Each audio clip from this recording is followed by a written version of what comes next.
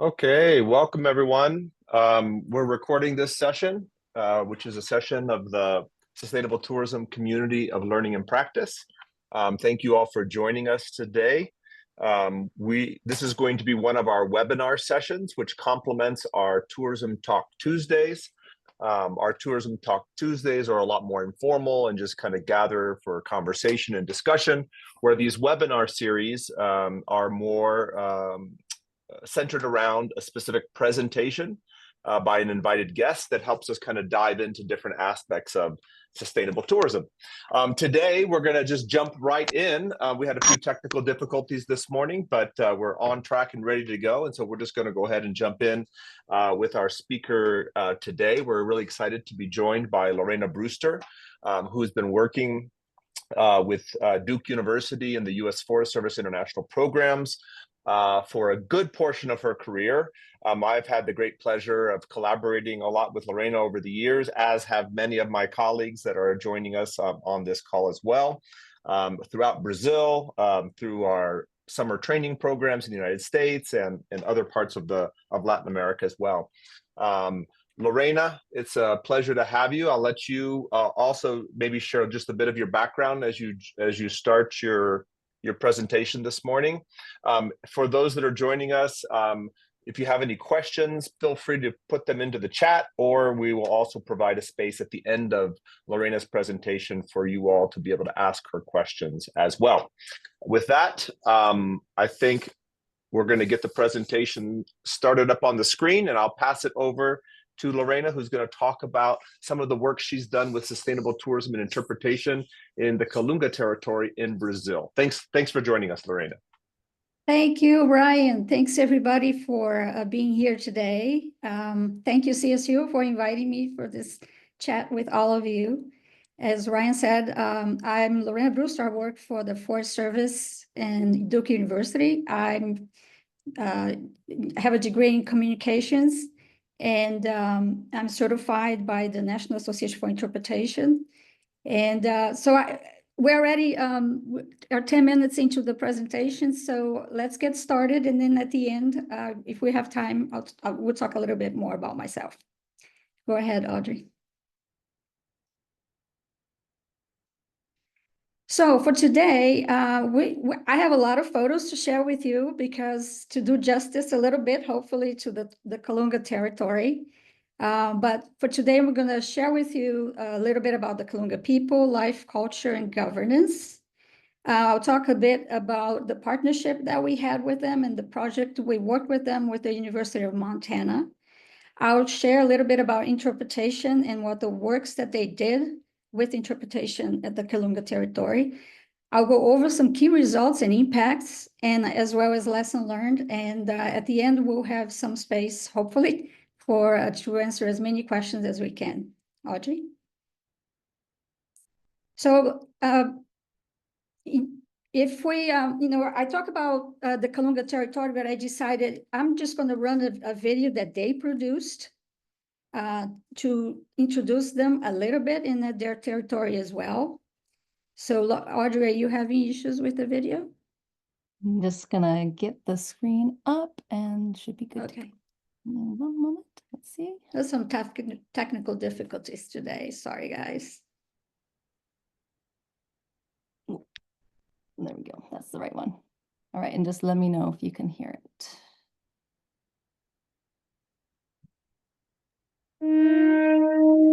Yes. Okay, good. Quilombo é ponto, né? A gente diz assim, é um ponto de conforto, né? Para a gente quilombola, que era onde os escravos, né? Que era refugiado ou tinha carta de alforria, né? Foram se acomodando, pois quando saía de uma fazenda, conseguia a liberdade, né? Não tinha para onde ir. Que no quilombo Kalunga, um dos maiores quilombos do Brasil, iniciou nas margens do Rio Paraná, e isso as pessoas vinham fugidas, e para elas chegarem até aqui era feito trilhas, né? Era feito caminho de fuga, e daí foi espalhando por todo o território. E o quilombo, né? O quilombo Kalunga, Para nós é um ponto de conforto, é um ponto onde a gente se sente seguro, se sente confortável, tem integração com a natureza, né? Podemos viver em pura harmonia, né?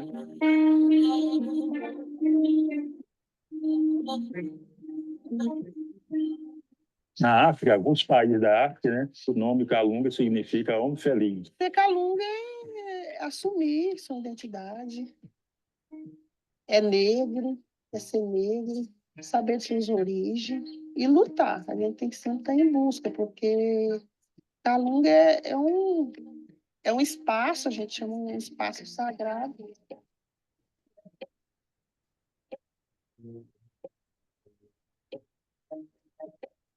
Ser Kalunga, para mim, é ser uma cidadã que exerce uma cidadania plena, que luta por uma resistência, que tem a oportunidade de ter empoderamento, de ser um ser de agente de transformação na sociedade. Eu gosto muito de ser Kalunga, tenho orgulho de ser.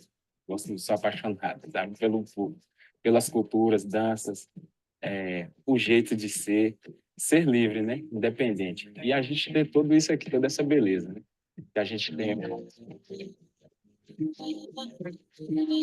Que tem muito além da cachoeira. A gente tem vamos dizer, um museu, né? Um museu natural, um dos maiores museus a céu aberto, né? Do Brasil, sendo que aqui a gente tem cultura, né? A gente tem culinária, a gente tem muita história, né? Então é um turismo diverso. Quando o visitante vem aqui, eu quero que ele entenda que ele está dentro do maior quilombo do Brasil, né? Está no quilombo Kalunga. Eu espero que o Kalunga seja um quintal de verdade para todos os Kalungas. Esperamos que esse território seja regularizado para que os Kalungas sejam donos de verdade desse território. Isso eu espero. É importante conhecer para saber que aqui tem um povo, né? Que tem um povo que veio em busca de liberdade, que anseia até hoje por liberdade e que sobreviveu há mais de 300 anos, a gente acredita, de forma sustentável, né? Trabalhando com a terra, com o cerrado. Então, é importante conhecer para valorizar e também para respeitar essas pessoas. Precisamos de respeito também, né? Sou quilombola, sou Kalunga, sou brasileira,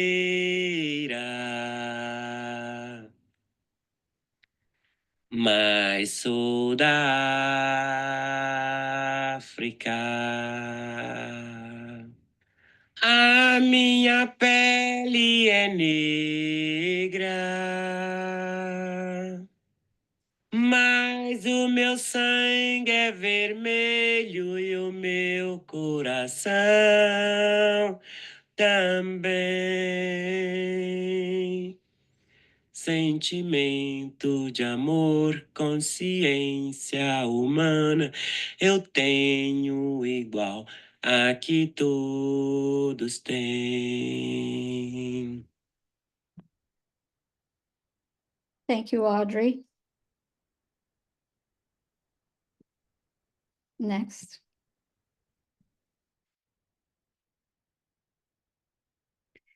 So yeah, so that's the Kalunga in their territory, just a glimpse of it. But to tell you a little bit more about it, their history comes all the way back from the slave trade. And currently the Quilombo, which is the settlement, is formed with ancestors of enslaved Africans that came to Brazil over 300 years ago. And they are located, if you can see in the map, this yellow portion there, they're at the heart of Brazil. That's the state in which they are located. For the over 250 years, they were pretty much left on their own. Nobody was bothering them until the land grabbers started coming in and trying to, take over their territory. So they've had centuries of resilience in their territory. To this day, they still keep some of their traditions, based on the African origins and also indigenous.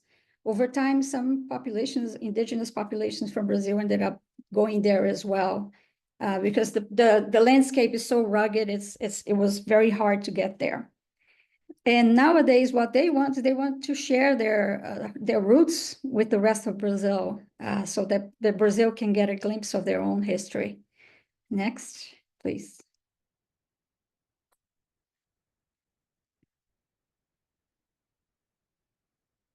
They are located, as I said, at the heart of Brazil, and right around this blue area, I don't know if you can see on top, that's the Kalunga territory. Around it, there is a national park, the Chapada dos Veadeiros National Park, and also another protected area. So there is a lot of tourism going on in that area. The Kalunga Quilombo is a UN recognized heritage site for protection of biodiversity. They are over 262 hectares. It's the largest quilombo, largest settlement in Brazil by land area. They have 39 communities and over 8,000 people. And they are able, over these 300 years of history, they've been able to preserve 85% of the territory. Next. The place is amazing, guys. If you ever have a chance to go, especially if you're in Brazil, I see Dennis Hyde here in the audience. If you haven't been there, definitely go there. And this Santa Barbara waterfall is their postcard for tourism. You know, when you think Quilombo and you research Quilombo on the internet, that's what's going to pop up first, is the Santa Barbara waterfall for its amazing waters. Next. Their landscape is a savanna-like. They're located in the biome, the Cerrado biome. And so it's very savanna-like. Next. They also offer rafting, mountain climbing. So there is an array of opportunities for nature adventure there in the Kalunga territory. Next. They are very traditional, as I mentioned earlier. Their dwellings, their housings are still built this way in most of the territory, except in the communities that are closer to the gateway communities, or closer to the borders of the territory. So they're getting some of that influence, and their buildings are changing. They're very religious. They do a lot of festivities based on Catholicism and African roots. Next. And they do like a party. They don't need a reason to have a party. So next. And food, guys, I'm telling you that the Kalunga food is just amazing. Everything is grown in their backyard. There is no such thing as pesticides. Their recipes go back, to their ancestors. So it's pretty amazing. Next. And here's some tourists enjoying that food. Next. Okay, so how were we able to work with the Kalungas? Well, in 2018, we got together with the University of Montana, and the opportunity came to work with them. So I'm going to show you a timeline real quick. We're going to click through some of these years pretty fast because I'm going to delve into it a little bit more. But in 2016, I was working at one of the other protected areas, the Chapada dos Veadeiros, the national park near there. And somebody mentioned the Kalunga territory. I had never heard of it. I figured, well, I'll check it out. So I went there for the weekend and I fell in love, absolutely in love. And I was at that restaurant I showed pictures earlier. And lo and behold, right next to me sits two Kalunga gentlemen. And I overhear them talking about the struggles they were having with tourism. So I'm like, excuse me, I can't help overhearing the conversation. So we talked for about an hour. I heard about their struggles, and then we parted ways. And then through 2017, Audrey?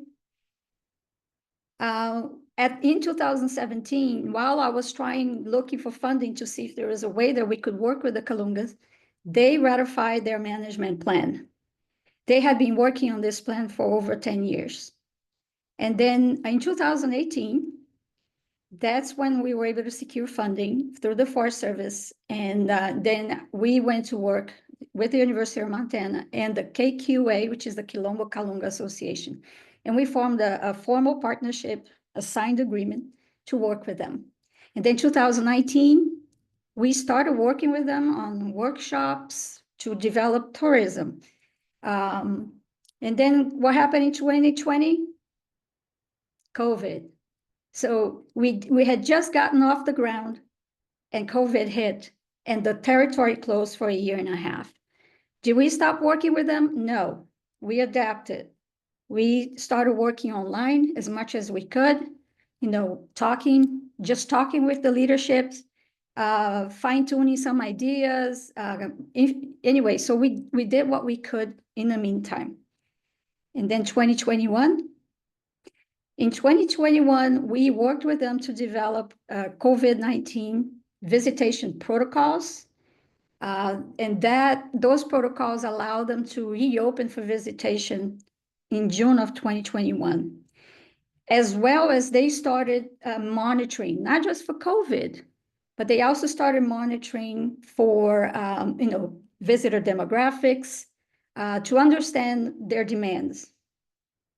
And in 2022, we started implementing interpretation. We did some planning, some guide training between 2022 and 2023. And we also did some product development. The first semester of 2023, they worked, I should say, in safety improvements, in working in the trails, installing boardwalks so that people would avoid sensitive, areas for biodiversity. And they also started doing exchanges with other communities, other indigenous communities, including from the Amazon, started visiting them. We brought several leaders to come and learn from the Kalunga experience. Next. So in 2018, what did we find? Well, we found the challenges that those two gentlemen had mentioned to me earlier, in 2016. And it was basically limited infrastructure. The trails, access was not very good. So there was a lot of issues with safety. People would break their legs on the trails. It was not conducive for real safe and enjoyable experience. So let's see. The other thing they had, the other challenge they had was coordinating across the communities. With 39 communities in different levels of readiness for visitation, some of them hadn't even heard of tourism. Others were already receiving a lot of tourism, but didn't know what to do with it. And so they were in different levels. And the challenge was how to have these communities talk to each other and try to somehow level up some of that readiness. And then the other thing was just lack of formal planning tools. They had a management plan, as I mentioned earlier, but they also needed additional planning tools. And then capacity building in some areas related to tourism. Now, opportunities, abundant. We had all that natural culture and heritage that they had. We had a community, we found a community willing to, they were ripe for the kind of work and the kind of assistance we were able to provide. There was in Brazil a growing interest in community-based tourism.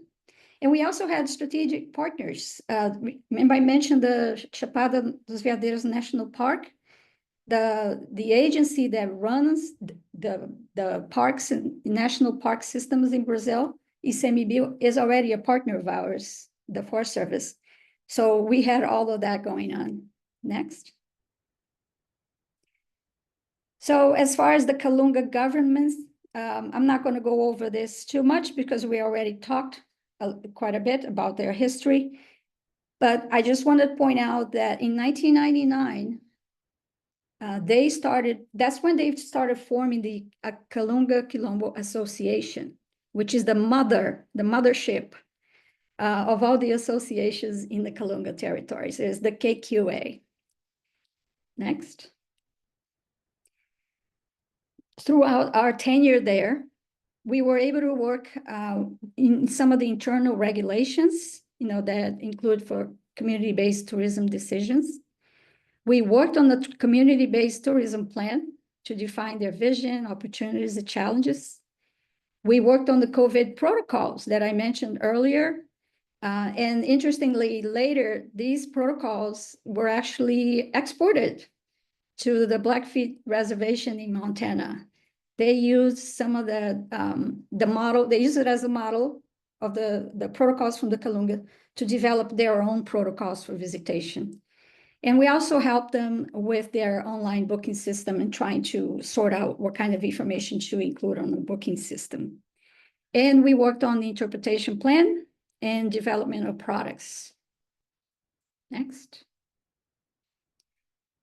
In 2018, again, that's when we hit the ground running on this cooperation with several meetings, learning about their challenges and opportunities with the communities, meeting with the community operators, local businesses, and then we mapped the inventory with them of the most visited areas. Next.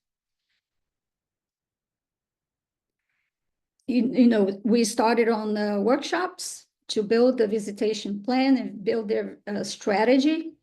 And we also work towards integrating the territory, you know, thinking of community-based tourism, not just as the community A, B, or C, but also trying to integrate them as a whole.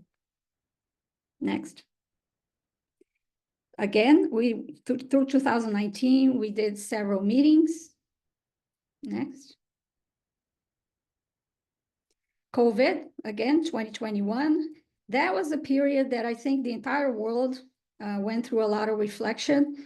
But for the Kalungas in particular, it was very, very difficult because a lot of the communities were dependent on tourism. So that pause, it was a good thing because it allowed them to rethink their strategy and us also to, in working with them, to rethink how this community-based tourism would go forward. Where so they were thinking about how to diversify, you know, what are the things that we need to do to be prepared for something like this in the future. And they also, that's when they started also talking about how we're going to monitor and make adjustments and so forth. Next. 2021, that's when everything will start to come together as far as a plan. And that's, you know, when we were trying to bring all the communities to one combined vision. Next. So how do we hope we accomplish that to bring all the visions together?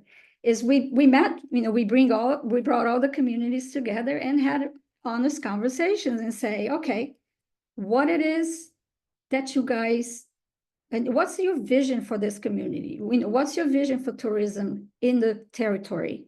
How do you want to be seen by the tourists? What kind of tourists do you want to attract? What kind of tourists you don't want to bring into the territory? So we had these discussions with the main communities that were receiving tourism.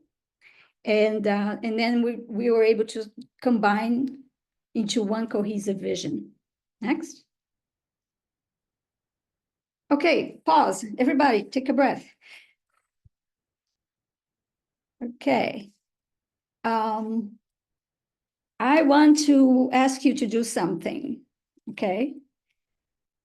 I want you to write on the chat one word, just one word about this that I'm going to show you. Can you see? Right. I don't know if you can see. Just write one word.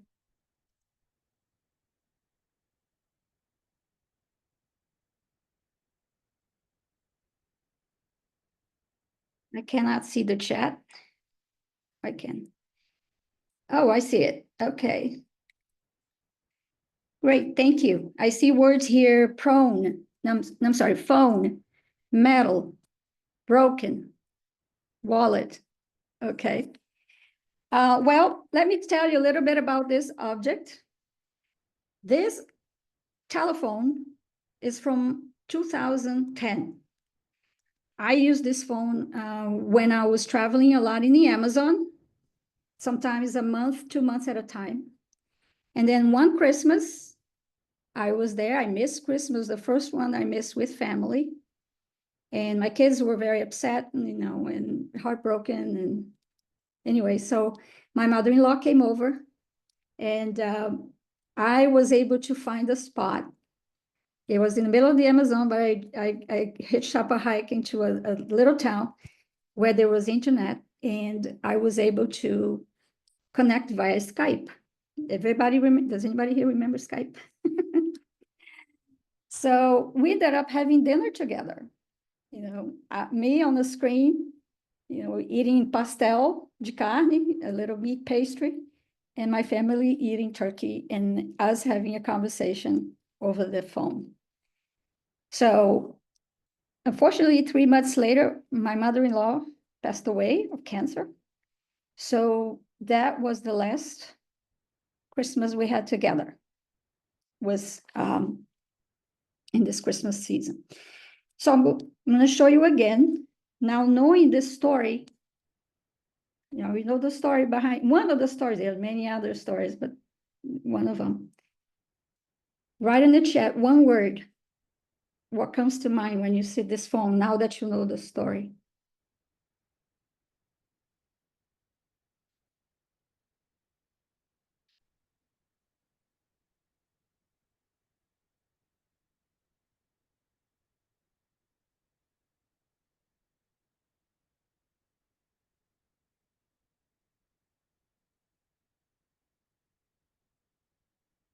So yeah, so congratulations, you just interpreted my phone.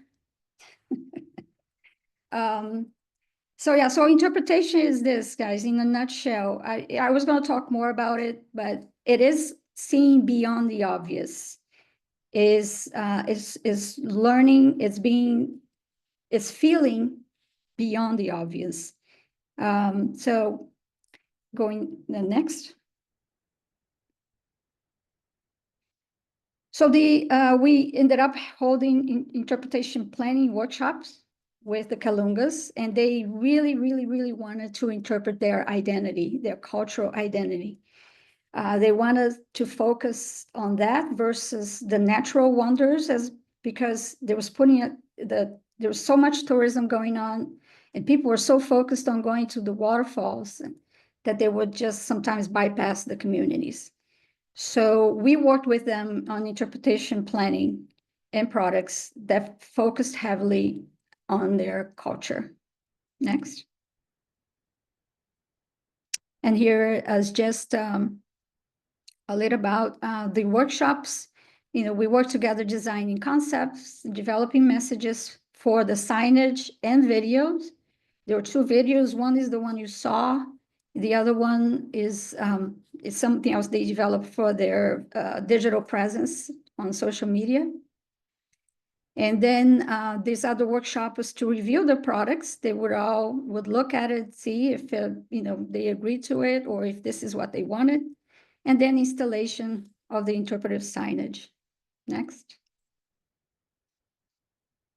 In all, there are 10 interpretive signs, 1 printed folder and map, 2 videos, a guide training, and the Kalunga chat. Next. Just some samples of signs. We're going to go over a little faster on this. Next. These are welcome signs. Actually, just back a bit. Audrey, sorry. So here, they wanted to interpret their cuisine, their medicines, the way, the things that they eat and live and share. They also wanted to interpret their festivities, what was important, their religion. Next. They wanted to interpret the waterfall, the Santa Barbara waterfall, which is known to have healing powers. And there, as I mentioned, I think earlier, they were getting so many visitors that was putting a lot of pressure into that waterfall. And they created a reserve around the waterfall to avoid, people coming in illegally, or animals also were to protect against the cattle and so forth. Next. This is the map and the trifold brochure map. Next. And the Kalunga chats. The Kalunga chats is interesting because sometimes they can get up to 300, 400 people a day. And so they have to break up the people to go to the waterfalls. They have to wait for transportation.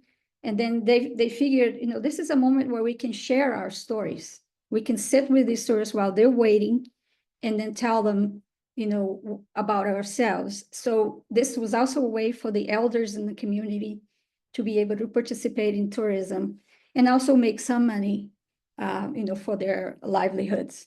Next.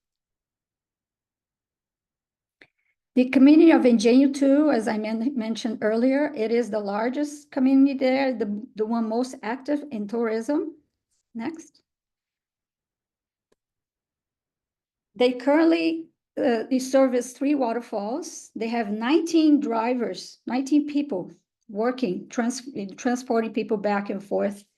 They have 403 trained guides, 42% is women. They have 7 restaurants, 4 lodging, and 1 visitor center and store. And all this can be accessible and reserved through eco-booking that they developed during the pause during COVID-19. Next. This is their ecosystem and what Engenho 2, what tourism involves at Engenho 2. It involves everything from builders, drivers, commerce, the cultural masters, family agriculture, cleaning and maintenance, etc.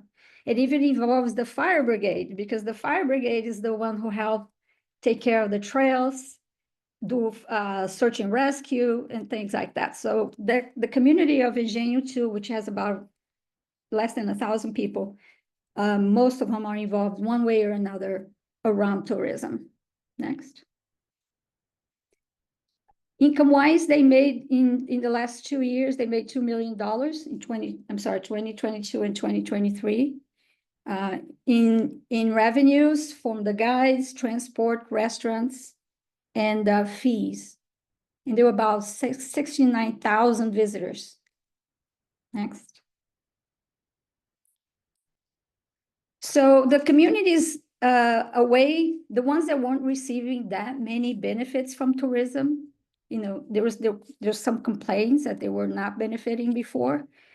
With the fees and engagement in more tourism, the association, the Mother Association, has been able to provide benefits to all the communities, and that health benefits, training materials.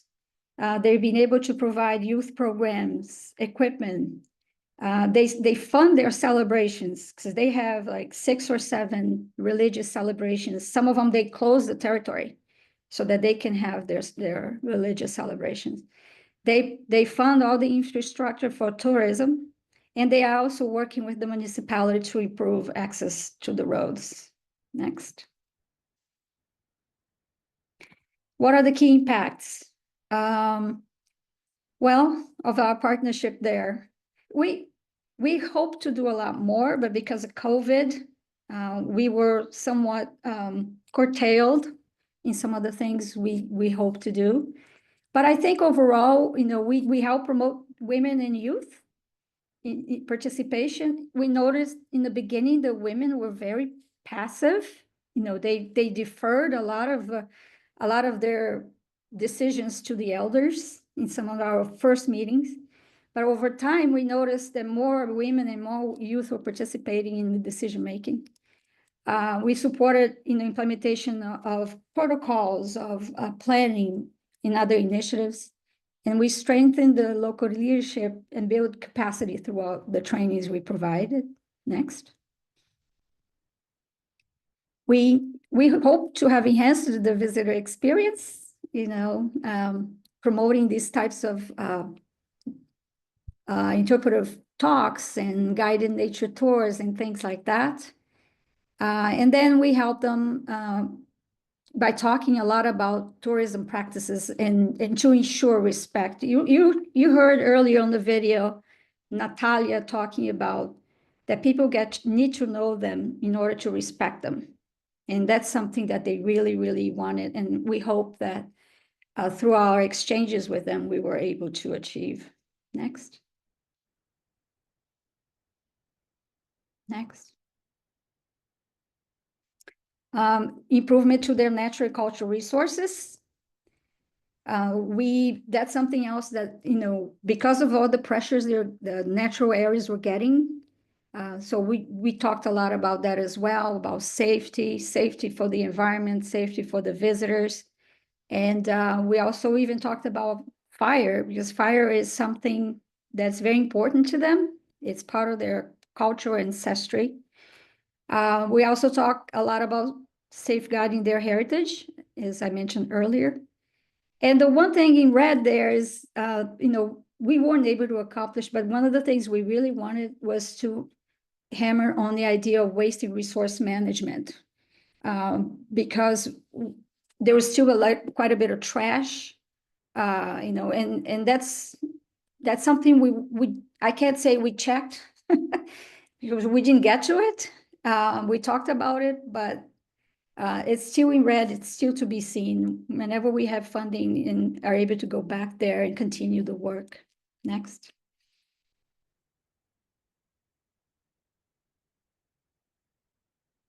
This is their visitor store on the bottom there. Lessons learned. It wasn't easy, guys, I have to say. It was a lot of fun, but we had, quite a bit of challenges, and one of them was building trust. Remember, these folks have had 300 plus years of history of, of doubting the people coming into their territory. What are your intentions? Why are you here? So it took a lot of patience and time and respect to their cultural aspects, including their time zone, because I often joke with them that they have a special time zone for them. When you schedule a meeting for 7 in the morning, expecting they show up like at 9:30. So all these things, you have to be very careful. We had to be very careful, and we learned through the process with them. And we also had to define the results together. We had a plan, right? When we first started. And then we had to, okay, guys, COVID's here, now what? So we had to, okay, we don't think we're going to achieve this, but how about this? So a lot of back and forth. We had to be adaptable. Some of the funding we actually ended up using for IEPs, because they were forgotten by the government, so they didn't get IEPs, they didn't get alcohol, like disinfectant things during the height of the COVID. So we used some of that funding for that. And because the territory was closed, we also used we provided funding to buy tools, to buy equipment for them to rework their trails, reroute to some areas that were less sensitive, reroute from some areas that were sacred to them, that they did not want people to go by. So anyhow, so that pause of COVID, we changed everything. We changed the direction to what we were going. So the point is, results have to be defined together and have to be adaptable. Next. And I'm pleased to say, not that we have a whole lot of credit on this, but I'm pleased to say that in 2020, at the end of 2023, early 2024, they won the Brazilian National Prize for the best community-based tourism initiative in Brazil. Remember, this has started before we even got there, okay? When things were already happening, only they were not so sure about certain directions and where to go, and they were kind of dazed, not sure, because at times they would get 500, 600 people in Engenho, and they didn't know what to do. So the award highlights the work they've done on cultural preservation, economic equity, environmental stewardship, and national influence, because their example is being now looked for or sought after for other communities in Brazil, other quilombola communities, other communities, and as well as indigenous communities. There are delegations of communities now going into the Kalunga territory to see how they're managing it. Next. And thanks for listening to me. I can't believe we still have 8 minutes. I didn't think I was going to make it through with the time that we had. But I want to thank everybody for listening to me. I want to thank especially to CSU and this dream team. Bonnie, you're responsible for everything. You started it all. You made me fall in love with interpretation and tourism. And Ryan, my big mentor, Chris Mayer, who's not here, but he's my interpretation product guru. Of course, the Montana team, Steve McCool, Jen Thompson, Keith Bozak, Ronlino, and Kika. My colleagues at USFS who helped me through this, and USAID for funding. And of course, my beloved Kalunga people, whom are my dear friends to this day. Thank you. Great, thank you. Any questions? Thank you, Lorena.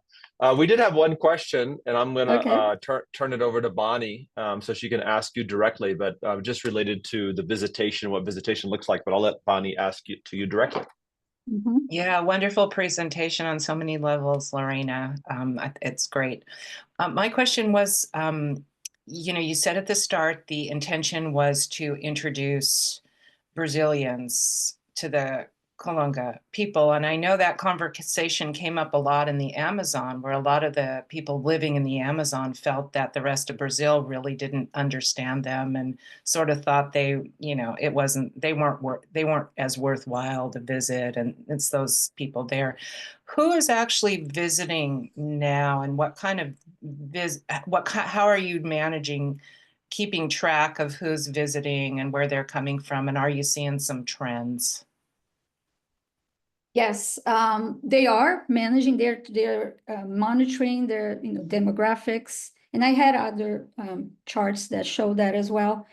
But mainly 92% of the people going to the Kalunga territory are Brazilians, and they're usually from the southeast, Sao Paulo, Rio de Janeiro, which are the states which are more economically, able. And yes, see, this slavery is one of those dark secrets that people don't want to learn. I mean, it's like, hey, we're going on vacation. Do we want to learn about all the awful things we've done in the past? So, it was a struggle to figure out how to tell that story. And still people have a good time, and not feel so guilty and so forth. So it's always very challenging. But yeah, to answer your question, it's mainly Brazil. There are some people who come from the United States, France, and Germany that come as well, but it's only minuscule. Any other question? Great, thank you. Any other questions from anyone here?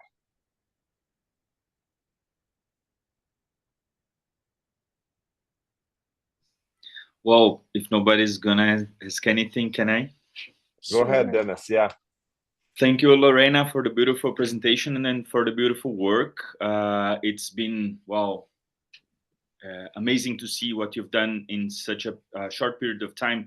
Although you say it's a long period of time, but given COVID was in the middle of it, it's almost nothing, right? Almost 5 years that you're working with them on this, and you've developed so much.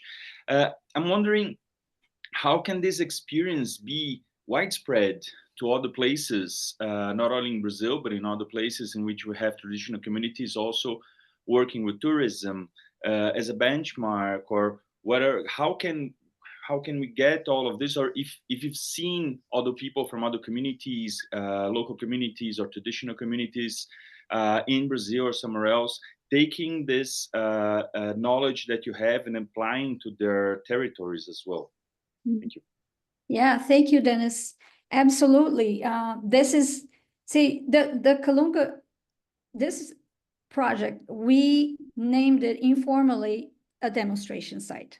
It was never set up as a demonstration site in a formal sense, but what's happened in the year 2023, that first semester, which is the year we ended the program in June of 2023, but that first semester, we invited Yanomami people and Xerente people, indigenous leadership, to come to the Kalunga territory in one of the interpretation workshops. So we combined interpretation and we provided space and time one day so that the communities could present each other and talk about how is it that the Yanomami can take some of their experiences into their land, how the Xerente can maybe start thinking about tourism through them. They don't have tourism yet, but they've been thinking about it. So how can they start that? Subsequently, we left, and the Xerente people still keep going there. The leadership, they've been going there, and they also invited the Kalungas to their land to provide a workshop on how they develop tourism. So this started.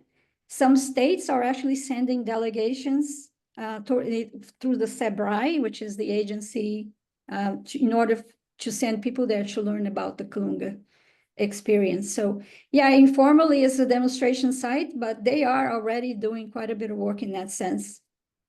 And we can talk more about that quando você quiser.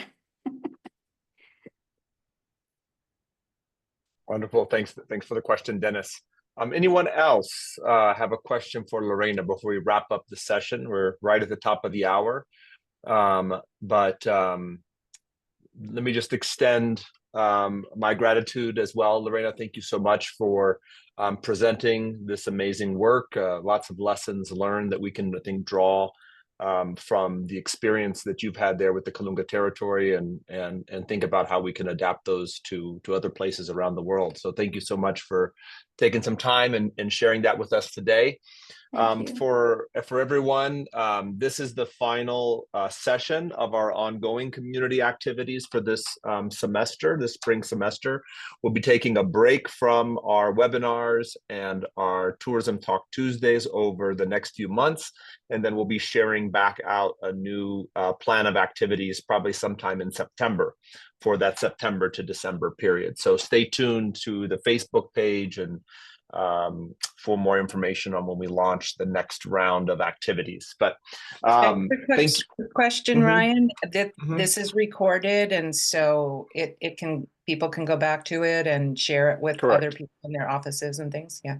Correct. Yep. And Audrey just shared the website linkage where this will be posted within a few days. You can find recordings of our previous webinars on there as well. And then that's the webpage where we'll be posting, in addition to our Facebook, the new calendar of activities in September. So, yep. Thanks, Bonnie, for that. So anyways, thank you all for joining us. Good luck with everything, and we hope to see you all soon on another session in the near future. So take care, everyone. Okay, bye-bye. Bye, Lorena. Bye. Thank you very much. Bye. Tchau, Dennis. Tchau, everyone. Eu vou te procurar. Obrigado. Tá bom, vem sim. Tchau, tchau.